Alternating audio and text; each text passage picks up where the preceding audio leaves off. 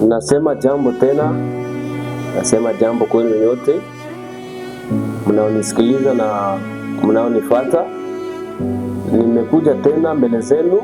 Mimi ndiye msimamiaji wa channel yetu, aidha page yetu ya Kilipa Kwanza TV. Leo niko mbele zenu tena kuwajulisha ya kwamba nashukuru sana kuendelea kutusapoti na kuendelea kusogeza maendeleo ya media yetu iendelee mbele. Kwa wale wenye biko na partage na kujiabone, vraiment nashukuru sana. Kwa hiyo na nataka kuambia kama tushazogea mbele kabisa, tushakuwa na mabone wakonekana. Na jambo lingine nasema asante na shukrani sana kwa wale wote ambao tulishaka ambia watusaidie jua kuangalia sisi tunaweza endelesha media iendelee mbele, isirudi tena nyuma.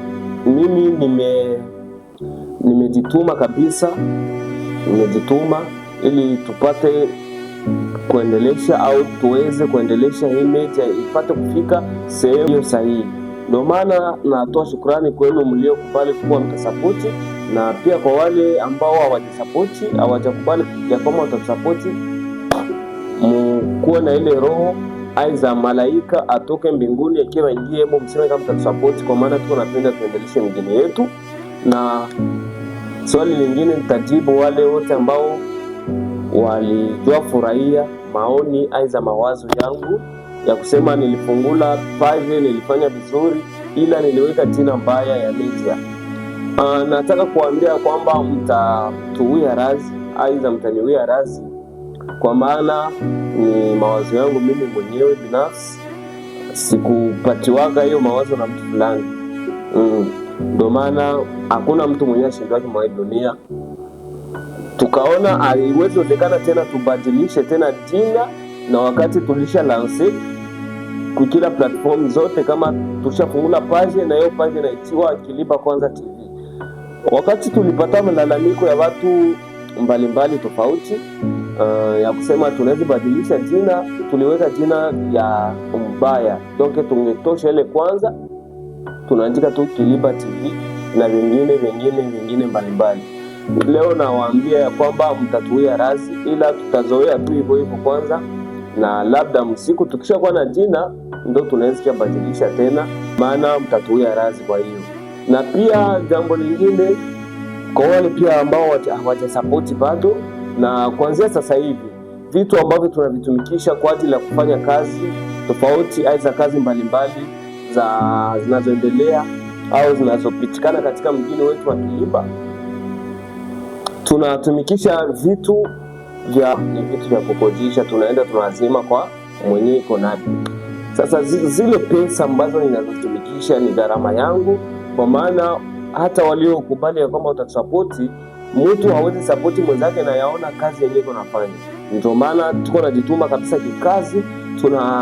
Ninaamua kutumikisha gharama yangu ya kipesa, pesa zangu za mfukoni zinatumika kwa ajili nifanye kazi na kazi zionekane, ili tupashe kuendelesha kazi aiza media ya nyumbani Kilipa Kwanza TV. Pia nataka kusema ya kwa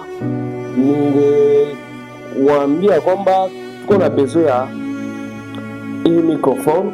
Hii microphone ya hivi itatusaidia ya kwamba tunaweza kuwa naenda mu vitu vya mahojiano, na ndio hii ninayotumikisha hapa, mnaiona. Hii vitu vya kuwaoji watu, vya kuonesha vipaji